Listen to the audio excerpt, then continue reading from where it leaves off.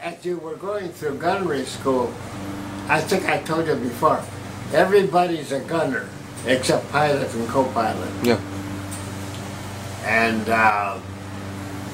I remember that in school, many of them were college graduates or university or whatever. Shoot, I was only high school. I didn't know what a formula was. No. I didn't know enough about math or that stuff. I'd had math, but I didn't know that much, you know. And one of the fellows that was a university student saw that I was having trouble, so he said to me, he says, when you're in class, he says, I'm going to show you a formula, which I didn't even know what he was talking about. But on a piece of paper, he put it down. He says, when you see this on the blackboard or whatever, he says, you multiply this against this or divide this against that. And he says, don't worry about what it means. You do it, it'll be correct. Okay. Now, even though you don't understand what it's about. So that's what I did. yeah. Because I don't think I would have passed it if it hadn't been for that. Because I didn't know that much about it. And, but later on, you know, I did go to college later when I got out of the service. So I realized that I learned different things. But anyway, I was going along like that, and someplace or other I was having trouble. You know, because here I'm competing with these fellows that went to the university. Yeah. They've got 4 years or more of studying than I do. And so on my bed, they'd put a piece of paper that said report to a certain a place, and that's where any of us that weren't doing good had to report to. Well, as the fellows that went in there, we call it a board. By a board, I mean a big, long, elongated table with officers, sitting down with all kinds of information. And I remember, I didn't know exactly what was going on. And as one would come out that they got through with them, I'd say, what happened? Oh, I washed out, meaning he was through.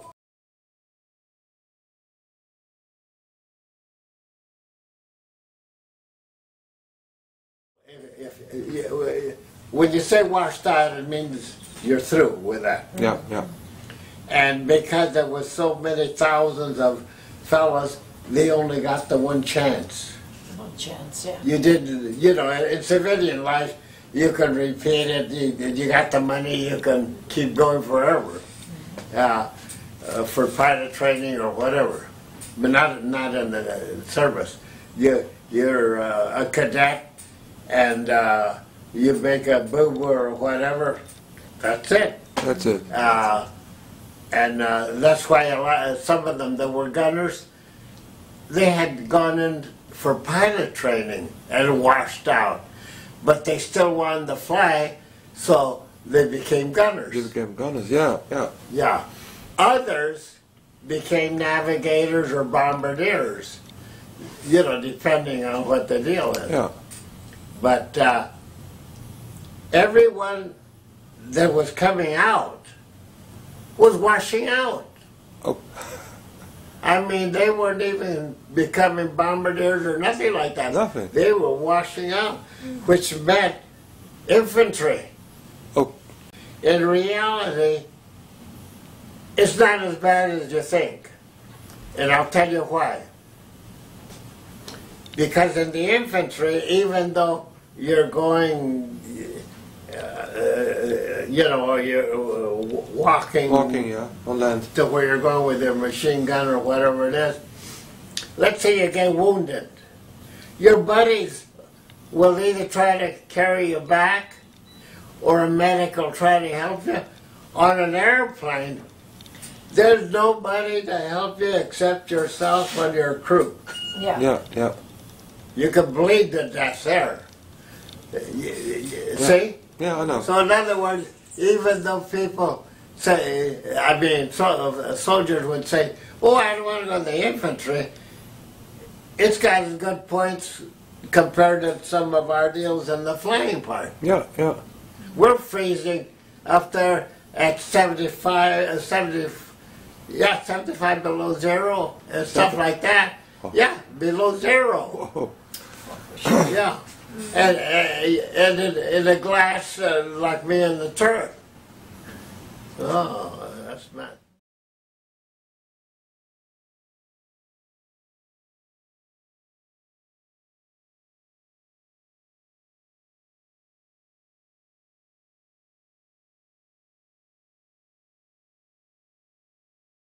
Anyway, they were washing out. So I figured, boy, that's the end of me. Yeah. You know. Anyway, when it came to my turn,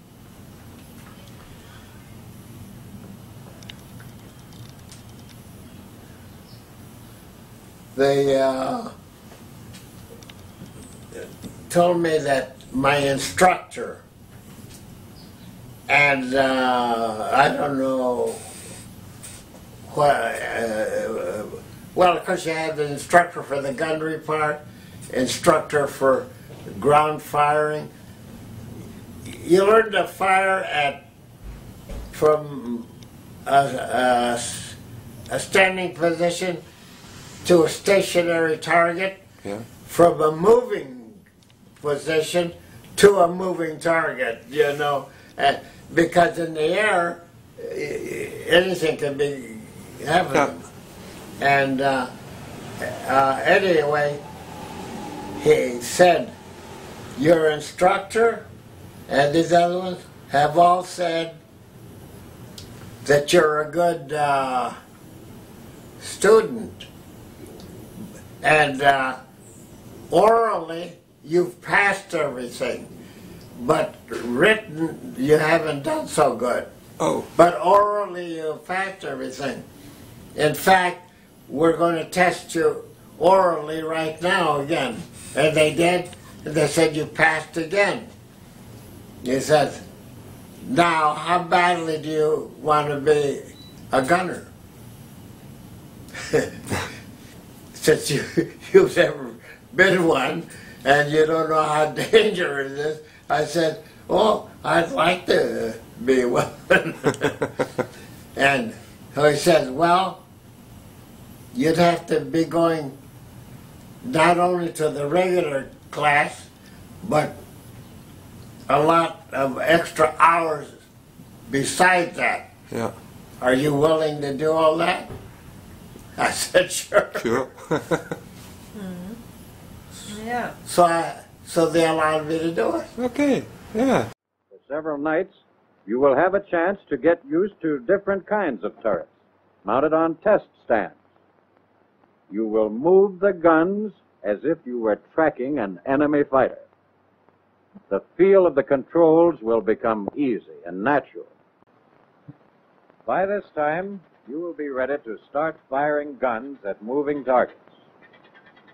First, with a BB machine gun at an indoor range, you will begin to learn how to aim ahead of your target. Then, moving targets, to learn how to estimate lead. And since I was going to be flying on a plane, naturally I was going to be flying and the whole works. And they had me fly in, they call it an AT-6. Oh, yeah. I know that. AT-6. 86. which means advanced trainer. Yeah. The pilot and the gunner. Well, I had never been on a plane. Never. Okay. But I knew how to take a plane apart and put it together. But I had not Never been flew. flying. No. So anyway, the pilot said, we're going to be taking off in a few minutes. When I move my wings like that, that means load your machine guns. Yeah.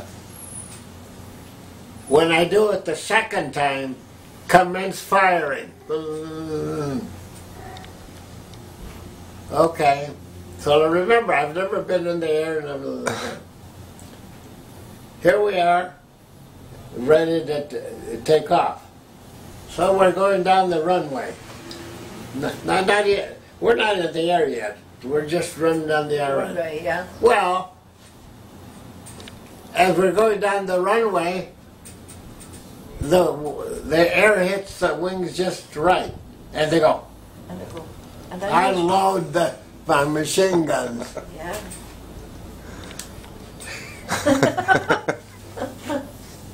So now we are up there, Yeah. and being a gunner, you're like there's only about that much room, and the machine gun is like well, let's just say that it was facing that way, but actually it was facing this way, and there was 3 planes with gunners, Okay. and the target plane with a big sleeve. Yeah. Okay.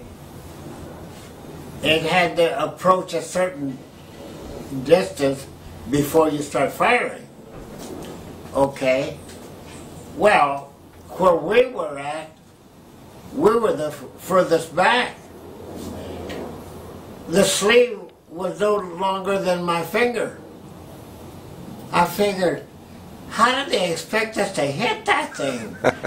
You know? Well, I was wrong because it wasn't ready there for me. No. Yeah. Okay. Well, then he shook his wings. I commenced firing. Oh. And the pilot just turned around and go. and they go, dove all the way down. God, my heart felt like I was dropping on. Oh, gee. And I figured that's the end of my career as far as it goes. Now you're ready for your first flight. You take your life vest and your parachute and your goggles and helmet with earphones, and when you look like this, you climb into an airplane and take off in flights for the aerial target range. On the range, you will fire at a target towed by another aircraft. The target will first go at the same speed as your airplane, at different ranges. Then your airplane will go faster than the target, and then slower. You will cross below the target and then above it to test your judgment of lead, range, and speed. Oh, well, anyway, we went down, all the way down, and then we went back up. In the meantime, I'm reloading and everything. Now I know that when he does the shaking, I'm already in the air. That does mean Loading. load, yeah. And the second time he's commenced firing. So the second time was correct. Okay, but I figured that he's going to put on his log what I did wrong. Yeah. So I said to him before we got off the plane, I said, you know, I haven't been on the plane before. I said, and when your wings went like that, Yeah. I automatically did it. I didn't mean to do it. And oh, by the way, each one of us gunners, the bullets had a color on them, so that you could tell whose shell Oh, yeah. had Yeah, hit. yeah. Yeah. And I had actually hit the darn thing. Okay. Even though it was only like that. Oh, So I knew that as far as my accuracy, it was okay. I was all right. Yeah, yeah. But it was a boo-boo that I made with At the end of your course, you will fly in formation to practice gunnery control and gunnery tactics. 2 AT-12s, upper green quarter, 1,000 yards. All gunners on target.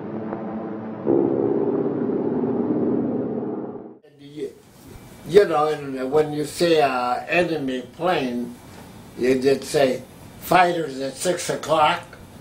But that's not enough. That's not. 6 o'clock level, 6 o'clock high, Ah, 6 Yeah. o'clock low. So your machine gun, you know, we all know it. And in my day, you didn't say 10-4. You say Roger. Roger. Roger. Roger. Yeah. Yeah. Yeah. Roger out. Yeah.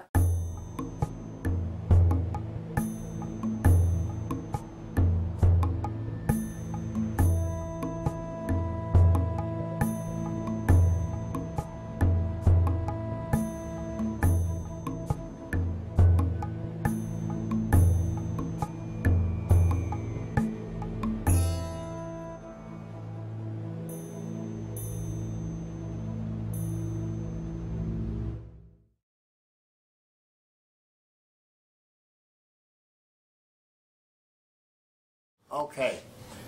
Well, on one of the missions, like I said, my pilot, after maybe, let's say,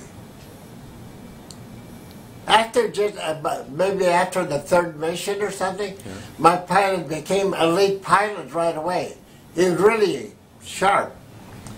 Well, anyway, over the target, Yeah. flak was blowing up all over the place, Oof. and it hit me from there to about here, like hitting a baseball bat. Yeah. It just hit me as hard as could be. And so I couldn't tell whether it cut my leg or what. All I know is I got hit. Yes. So I called the pilot on the intercom, and I said, I've been hit. And he said, come on up into the waist compartment, you know, which is the center of the plane. Come up into the waist compartment and have the waist gunners check you over, you know, to see what it is. And so then I went ahead and turned my turret so that the guns are facing straight down, the machine gun, and then I'm like in a sitting position like right now. The machine gun straight down, and the door is up here. Yep. So I turn the latches. That's all I remember. The next thing I know, I'm in the waist gunners got me up there. They pulled me out. Oh, okay. If I had not got hit on the leg, I would have been dead. And the reason I would have been dead was what I didn't know, my oxygen hose had been cut. No oxygen. I would have, that's why I passed out. Yeah. And, Boy. and also, if the flak had got a little closer, it would cut my throat completely. Jesus. Yeah. And so I always say that if I hadn't got hit on the leg, I would have been dead because I would have, he called the pilot, what for? I didn't know the hose was cut. No, no. Yeah. Wow. I'm very lucky. Yeah.